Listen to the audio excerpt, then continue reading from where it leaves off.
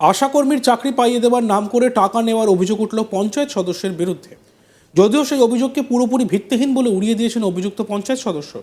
জানা যায়, গত 2023 সালে যে আশাকর্মী নিয়োগের বিজ্ঞপ্তি বেরিয়েছিল, সেই চাকরি 1.5 লক্ষ টাকার বিনিময়ে পাইয়ে দেওয়ার প্রতিশ্রুতি এক মহিলাকে দিয়েছিল এক পঞ্চায়েত সদস্য।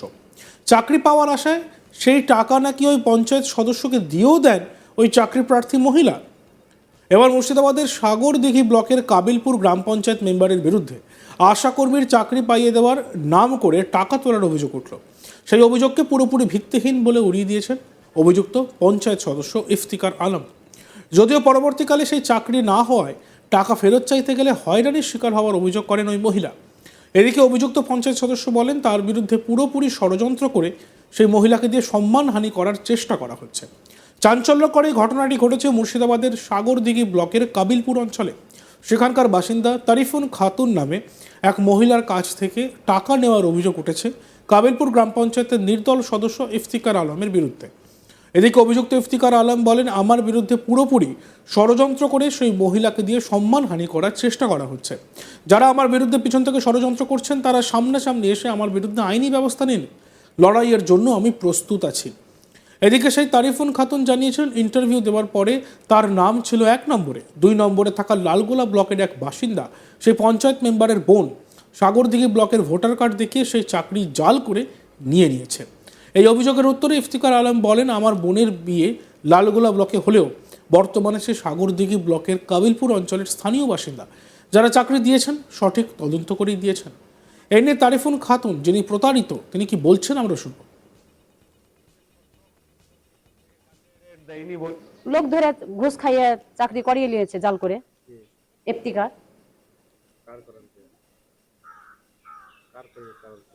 বুঝতে পারলাম না। ওর বোনে আয়সা খাতুনে। আমি এখানকার বাসিন্দার হয়ে কেন আমি পাবো না? তার থেকে আমি সবকিছুতে একে আছি। আমার রেজাল্ট ভালো, আমি 48% আমার পার্সেন্টেজ আছে। ওনার তো পার্সেন্টেজ 41%। ওর কি করে হতে পারে? ও তো এখানকার মেয়ে, হতে হবে বাসিন্দার বউ হতে হবে। আমার যেটা প্রাপ্য অধিকার সেটা আমার হলো না, অন্য ব্লকের কি করে হতে পারে? তারিফুন খাতুনের স্বামী কি বলছেন শুনবো। চাকরি হয়নি, 48% রেজাল্ট আছে। আর আয়েশা খাতুনের আছে 41%। আয়েশা খাতুন হচ্ছে লালগোলার বৌমা বাসিন্দা, আর আমার স্ত্রী হচ্ছে কাবিলপুরের বাসিন্দা। আর ইফতিকার আলম আমাকে 1 বছর আগে আমার কাছে 20,000 টাকা নিয়েছে। 1.5 লাখ টাকা কন্ট্রাক্ট হয়েছিল। তার সত্ত্বে আমার স্ত্রীর চাকরি করে দেয়নি। ওর বোনের জোর জবরদস্তি হিসাবে ও চাকরিটা করে নিয়েছে টাকা খাইয়ে। আর আমার সাথে 1.5 লাখ টাকা কন্ট্রাক্ট হয়েছে, আর 20,000 টাকা নিয়েছে, আমারটা করে দেয়নি।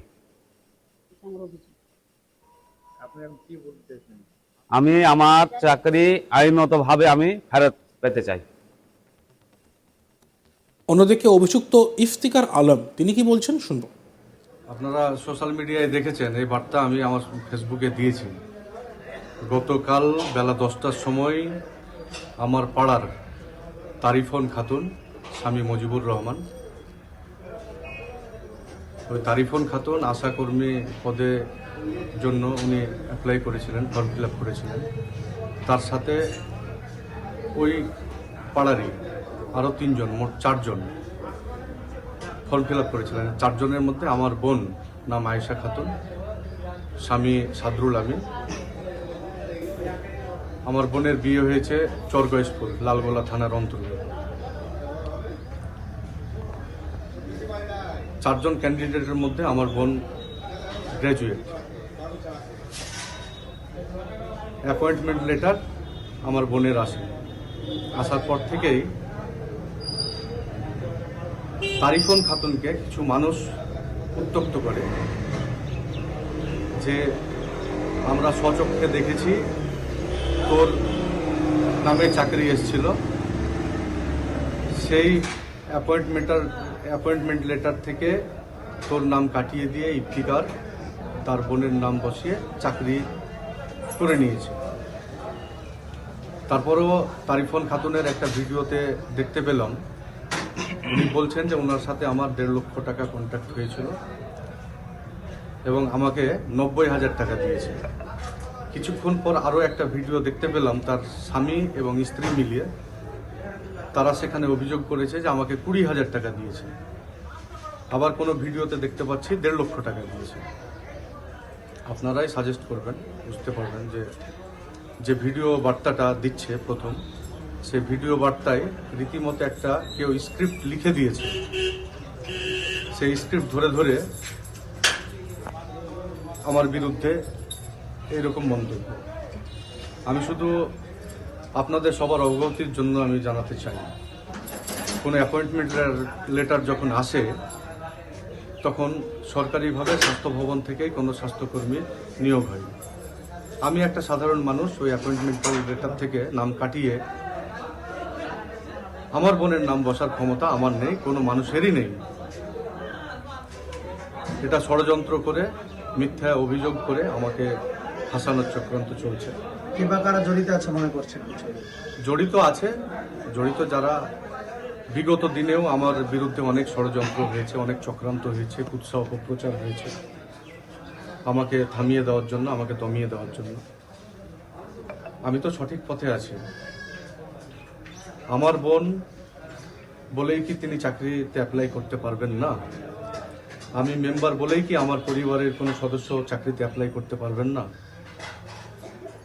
যারা চাকরি দিয়েছেন তারা সঠিক তদন্ত করে সঠিক পেপারস দেখে চাকরি দিয়েছেন। তারিফুন খাতুন বলছেন যে আপনার বোনের বিয়ে হয়েছে লালগোলা ব্লকে, কিন্তু স্বাগতিক ব্লকে কি করে চাকরি করতে পারে তাই বলছেন? সাগরদিঘি ব্লকেই উনি ওনার পরিচয়পত্র, ওনার ডকুমেন্টস কথা বলবেন। লালগোলা ব্লকে তাদের ভোটার কার্ড আছে তাই বলছেন। লালগোলাপ ব্লকে ওনার বিয়ে হয়েছিল, ভোটার কার্ড ওনার ওখানে তৈরি হয়েছিল।